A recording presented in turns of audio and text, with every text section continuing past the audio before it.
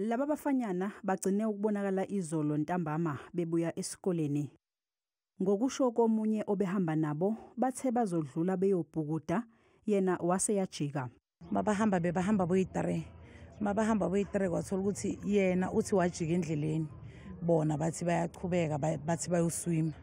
So mabathi bayoswima thina masiloku sifunela kunala bathi kusenkwarini khona ngapha. Sifune khona namaphoyisa sawayisa lapho siloku sifuna lapho. Namhlanje kuseni umuntu obezidlulela ngendlela ubone izingubo zabo zintanta emfuleni, wafonela abezimo eziphuthumayo.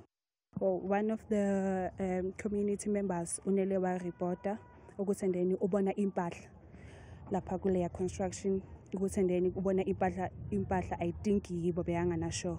So kulana khona ahambile wayo report the police station kulana khona abafonele umama Mlife makafika then bambonisa wa confirm impahla but besingana sure ukuthi ndeni mhlambe ulapha phakathi or mhlambe bathatha impahla bazibeka lapha then yena bamthatha bamkidnap.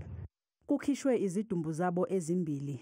Leli chibi lavuleka ngesikhathi inkampani yabakhi yakha kule ndawo. Aliphindanga ke lavalwa.